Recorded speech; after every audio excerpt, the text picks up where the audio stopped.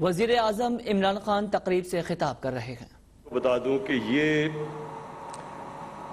ایک اس سازش کا حصہ ہے جو کہ میں پچھلی مارچ سے پہلے میں نے اپنی کیبنٹ کو بتایا تھا، میں نے پھر پبلک سٹیٹمنٹس دیے ہیں اس کے اوپر کہ ہندوستان پوری طرح پاکستان کے اندر انتشار پھیلانے کی کوشش کر رہا ہے، اور ایک جگہ ہے سیکٹیرین ان کا پروگرام، بلکہ میں نے اپنی کیبنٹ کو بتایا تھا پچھلی مارچ میں کہ شیعہ اور سنی کے علماء کو قتل کرنا اور ان کے اندر ایک ملک کے اندر انتشار کی کیفیت پھیلانا۔ اس میں اپنی انٹیلیجنس ایجنسیز کو خاص طور پہ خراج تحسین پیش کرتا ہوں کہ انہوں نے 4 بڑے یہ جو دہشت گردی کے ایونٹس ہونے لگے تھے اور ایک اسلام آباد کے باہر، وہ ہماری انٹیلیجنس ایجنسیز کی وجہ سے بچ گئے۔ اس کے باوجود ایک ہائی پروفائل سنی عالم کا قتل کیا گیا کراچی میں،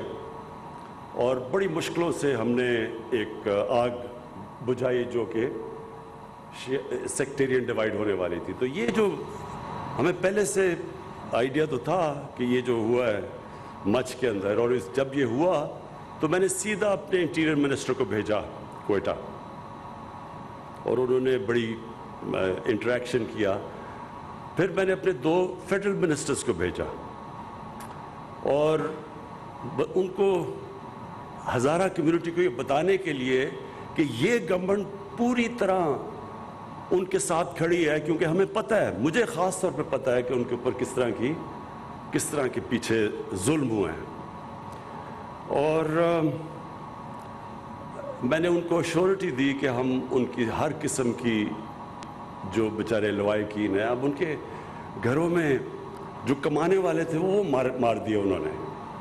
تو میں نے ان کو ایشورٹی دی کہ ہم ان کو پوری طرح کمپنسیٹ بھی کریں گے، ان کا ہم پوری طرح دھیان بھی رکھیں گے۔ تو کل تک سب ڈیمانڈز مان چکے ہیں، جو بھی ڈیمانڈز انہوں نے کی ہم سب مان چکے ہیں۔ ان کی ایک یہ ڈیمانڈ ہے کہ جی پرائم منسٹر آئے تو پھر ہم لاشوں کو دفنائیں گے۔ میں نے ان کو میسج پہنچائی ہے کہ دیکھیں، جب سب ڈیمانڈز بھی آپ کی مان لی ہیں تو یہ ڈیمانڈ کرنا کہ ہم دفنائیں گے نہیں جب تک پرائم منسٹر آئے نہ،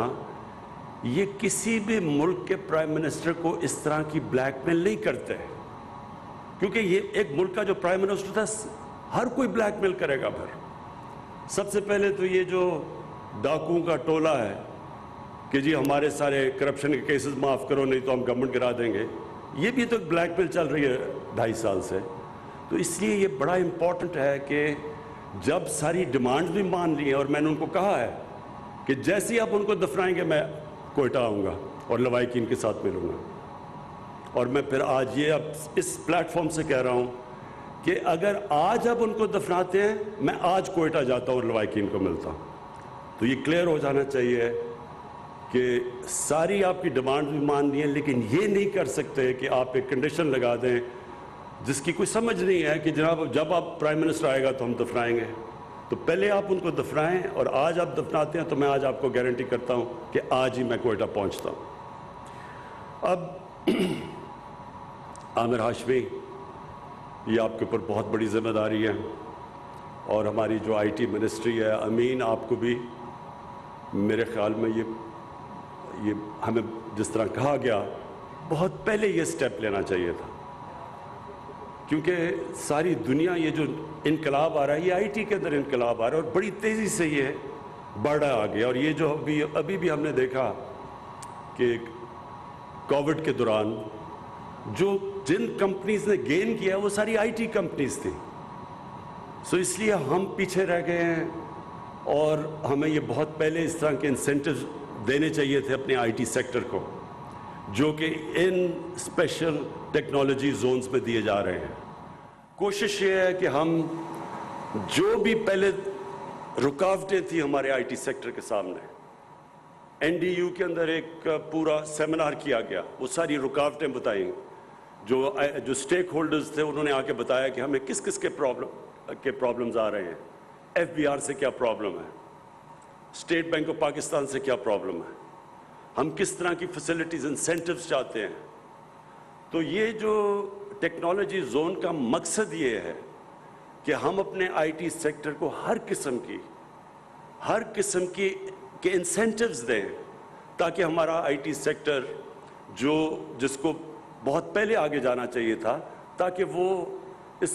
खुद भी आगे जाए,